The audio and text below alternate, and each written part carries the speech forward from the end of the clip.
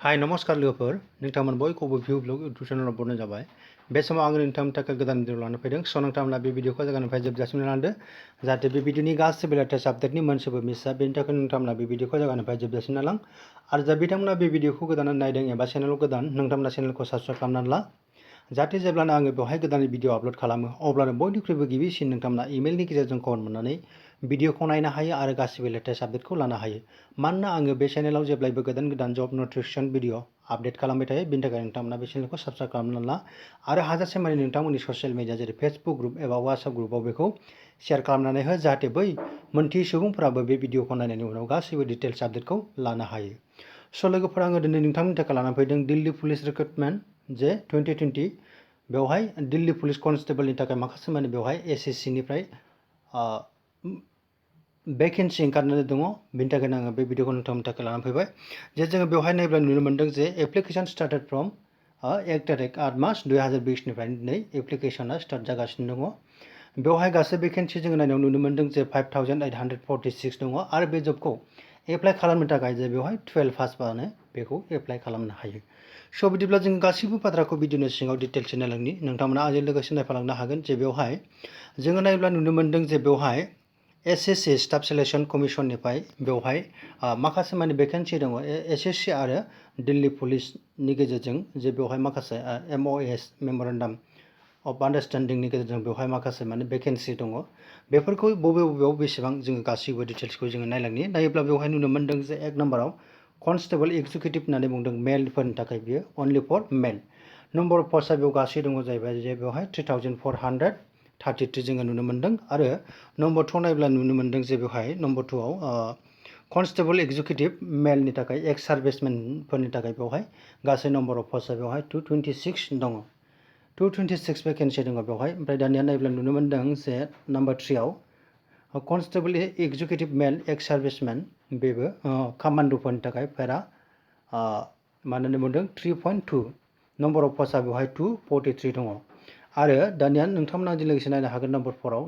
Constable executive फिमेलफोरनि थाखाय बेवहाय number of पस्टआ जाहैबाय बेवहाय 1944 सिम जोङो नुनो मोननाय जादों दानिया बे जबखौ एप्लाइ खालामनो थाखाय जे बैसो सिमा जे बैसोनि मोनसे सिमा दङ बे जाबाय 18 बोसोरनि गोजौनिफ्राय बेखौ एप्लाइ खालामनो हागोन जे आप टु 25 इयार्ससिमनि गेजेराव आरो बेजों लोगोसे नोजोर बोनो गोनां बाथ्रा बेवहाय माखासे गभर्नमेन्ट जे रुल्स बायदि माखासे बैसो सिमानि जे रिलेक्सेसन दङ जोङो बेखौ मोननो हागोन दानिया बे जबखौ एप्लाइ खालामनो थाखाय जोङो अलरेडि दहाय नायखानाय बादि जे 12 पासबानो बेखौ एप्लाइ खालामनो हायो होननानै जोङो बेवहाय मोनथिनो मोननाय जादों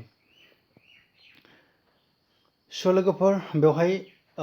एप्लाइ खालामनो थाखाय जोङो बेवहाय जेनेरेल सुबुंफोरा जायफ्रा रिजार्भेसन केटेगरियाव गैला बिसोरो 100 थाखा 100 रां बेवहाय होनांगोन आरो जों एसटि एससि अबिसि बेबायदिनो गुबुन गुबुन रिजार्भ केटेगरिनि थाखाय एबा इकनमिकेल उइकार सेक्सन आरो आइजो माहारिफोरनि थाखाय बेवहाय माखासे माने बेवहाय जे फिसनि रिलेक्सेसन होनाय दं थामहिनबा एक्सेमसन दङ बेवहाय जे रेहाय होनाय दङ जोङो जेबो रोखोमनि बेवहाय मासुल होनो नांनाय नङा आरो बे मासुलखौ जोङो माबोरै होगोन भीम एपनि गेजेरजों होनो हायो नेट बेंकिंनि गेजेरजों होनो हायो भिसा मास्टार कार्ड बायदि बायदि रुपेफोरखौ एसबिआई ब्रान्च बायदि बायदिनि गेजेरजों जोङो बेखौ मा खालामनो हागोन जे जोङो होनो हागोन होननानै जोङो बेवहाय मोनथिनो मोननाय जादों आरो एग्जामिनेसन सेन्टारखौ जोङो नायोब्ला नुनो मोन्दों जे बेवहाय जोंनि नर्थ इस्टनि थाखाय इटानगर डिब्रुगड़ आरो बेबायदिनो गुवाहाटी दिसपुर जरहाट सिलचर इम्फल बेबायदिनो गोबां जायगायाव शिलं आइजवाल बेवहाय दङ जोंनि नर्थ इस्टनि थाखाय दानिया जोङो बे जबखौ माबोरै एप्लाइ खालामगोन होननानै बुङोब्ला जों बेवहाय नुनो मोन्दों जे हाउ टु एप्लाइआव नायोब्ला नुनो मोन्दों जे एसएससिनि अफिसियेल वेबसाइटआव थांनानै बेखौ जोङो मा खालामनांगोन एप्लाइ खालामनांगोन जेरै https://scc.nic.in बेवहाय थांनानै जोङो एप्लाइ खालामनो नांगोन इम्पर्टेन्ट डेट्सफ्रा जाबाय जे बेवहाय डेट अफ साबमिसना 1 तारिखनिफ्राय अलरेडि जागायबाय बेयो मैयानिफ्रायनो जादों आरो मा होननानै बुंदों जे रिसिभ अनलाइन एप्लिकेसना 9 थामहिनबा सेप्तेम्बरसिम जागोन बेवहाय 7 तारिख सेप्तेम्बरसिम आरो जे अनलाइन पेमेन्ट रिसिभ खालामनाय डेट बेयो जाहैबाय 9 तारिख 9 माससिम आरो अफलाइन जे पेमेन्ट रिसिभ खालामनाय बियो 11 तारिख 9 माससिम बेवहाय जोङो नुनो मोननाय जादों आरो बेखौ एप्लाइ खालामनायनि जे लास्ट डेटआनो जाबाय जे बेवहाय लास्ट डेटआनो जाबाय बेवहाय माबानिफ्राय जे स्टार्टिं डेटनिफ्राय 1 मान्थसिम जोङो बेवहाय नुनो मोननाय जादों। बेवहाय नोजोर बोनो गोनां मोनसे बाथ्रा जाबाय डेट अफ कम्पिउटार एग्जामिनेसना 27/11/2020 निफ्राय लानानै जे 14/12/2020 सिम जोङो बेवहाय नुनो मोननाय जादों। स' लोगोफोर जुदि नोंथांमोना बे भिडिअखौ नायनानै नोंथांमोननि क्वालिफिकेसनखौ गोरोबनाय मोनदोंब्ला नोंथांमोना बे जबखौ एप्लाइ खालामनो हायो। नाथाय नोंथांमोना बे जबखौ एप्लाइ खालामनायनि सिगां जे डिसक्रिपसनाव अफिशियेल नटिफिकेसन दं, नोंथांमोना बे अफिशियेल नटिफिकेसनखौ मोजाङै फराय आरो नोंथांमोना बेखौ एप्लाइ खालामनो हागोन। आरो लोगोसे नोंथांमोना बेखौ नोंथांमोननि ससियेल मिडियायाव बेखौ ग्रुपफ्राव बेखौ शेयार खालामनानै हो, जाहाथे बै मोनथियै सुबुंफ्राबो बे भिडिअखौ नायनायनि उनाव बिथांमोनाबो बे जबखौ एप्लाइ खालामनो हायो आरो सिलेक्सन जानानै बेवहाय माखासे माने खाबुखौ लानो हायो।